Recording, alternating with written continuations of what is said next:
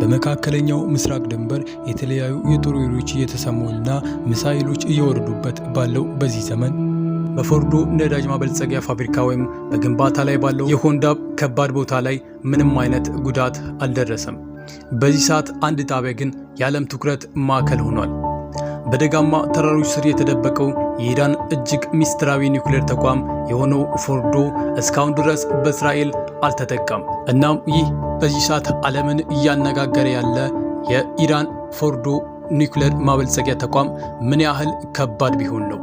የእስራኤል ጥቃት ዓላማ የኢራንን ኒውክሌር ተልዕኮዎችን ማቆም ከሆነ ፎርዶ ለማጥፋት ወሳኝ ነው። ታዲያ እስራኤል የኢራንን ኒውክሌር ፕሮግራም ለማፍረስ ባደረገችው ተልዕኮ እስካሁን ምን አሳክታለች?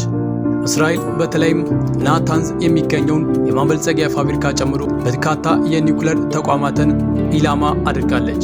ነገር ግን ይህ በጣም ከባድ የሆነው ማበልጸጊያ ፎርዶ እስካሁን ድረስ አልተነካም። ምክንያቱም ምን ይሁን? ምክንያቱም እሱን ፎርዶን ማጥቃት ቀላል አይደለም፣ ወይም የአሜሪካ እርዳታ ከሌለ የማይቻል ነገር ነው። ይህንን ፎርዶ የተባለውን ተቋም ለምን ማጥቃት እንደከበደ በዚህ ቪዲዮ የምንመለከት ይሆናል። ከዛ በፊት ግን ቪዲዮውን ላይክ በማድረግ መጀመራችሁን እንዳትረሱ። ለዚህ ቻናልም አዲስ ከሆናችሁ ቻናሉን ሳብስክራይብ አድርጉ። ሀሳብ አስተያየት ካላችሁ ደግሞ ኮሜንት ላይ አስቀምጡልኝ። እናም ይህ ትልቁ ተቋም ዓለምን ያነጋገረው ፎርዶ ምን ቢፈተን ነው እንደዚህ አስፈሪና እጅግ ከባድ የሆነው? የፎርዶ ነዳጅ ማበልጸጊያ ፋብሪካ በተቀደሰችው የቆም ከተማ አቅራቢያ በሚገኘው ተራራ ውስጥ የተገነባ ከመሬትም በ80 እስከ 90 ሜትር በታች የሚገኝ ሲሆን በእስራኤል እጅ ከሚገኙ ማንኛውም ቦምብ ክልል እጅግ የራቀ፣ ዙሪያዎቹም በወፍራም ድንጋይ የተሸፈነ ነው። በሳተላይት ምስሎች ላይ እንደሚያሳዩት ወደ ተራራዎቹ ቀረብ ብለን ስንመለከት በውስጡ የተቆፈሩ 5 ዋሻዎችን ይዟል። አንድ ትልቅ የሚደግፍ መዋቅርና ሰፊ የደህንነት ክፍል ብቻ ነው የሚታየው። ይህ ፎርዶ የተባለው ኒውክሌር ማበልጸጊያ ለመጀመሪያ ጊዜ ትኩረት የሳበው በ2009 ነበር።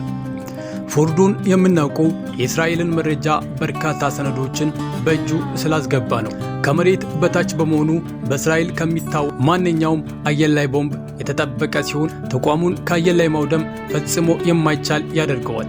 የበለጸጉ ዩራኒየም ወደ ኒውክሌር ቦምብ የሚቀየሩበት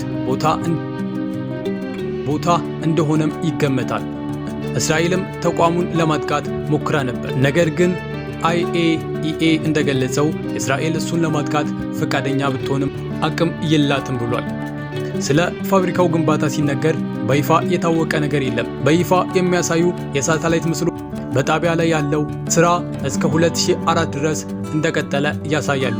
ግንባታው እንደሚቀጥል የሚያሳዩ ተጨማሪ ምስሎች እንዳሏት ይነገራል። በ2009 በአንድ ትልቅ የውጭ ድጋፍ ሙሉ በሙሉ ተገንብቶ እንደተጠናቀቀ ይነገራል እና ለባለሙያዎች የአየር ዝውውርን ወደ ተቋሙ በቀላሉ ለማስገባት ወሳኝ ነው ብሎ ለሚያምኑት የአየር ማናፈሻ ጉድጓድ ቁፋሮ ላይ እየተካሄደ ነበር። እናም ያ ጉድጓድ በኋላም ተሸፍኖ ተደበቀ። በቅርብ ጊዜ የተገኙ ምስሎች በኦክቶበር 2009 በጻፈው ደብዳቤ ላይ የፎርዶን ተቋም ከመሬት በታች የገነባው ሊከሰቱ ከሚችሉ ወታደራዊ ጥቃቶች ለመከላከል እንደሆነ አስረድቷል። ኢራን ፋብሪካውን ለባካፕ ሳይትነት እንደምትጠቀም ገልጸ ነበር። ነገር ግን እሱም በዚህ ጊዜ አደጋ ላይ ወድቆ ነበር።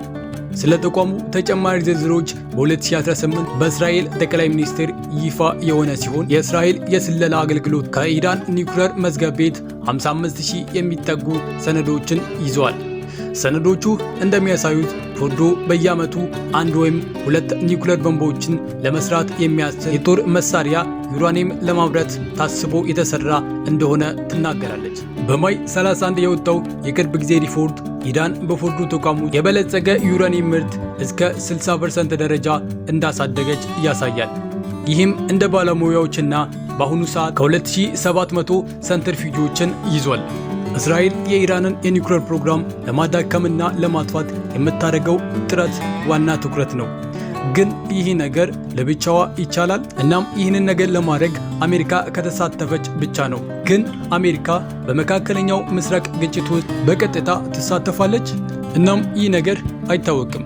ለትራምፕም ትልቁ ጥያቄ ይህ ነው። እሱ የድርድር መስመሩን ክፍት አድርጎት፣ ነገር ግን ኢራን ለመቀበል ፈቃደኛ የምትመስል አይመስልም፣ ቢያንስ እስራኤል ጥቃቷን እስካላቆመች ድረስ።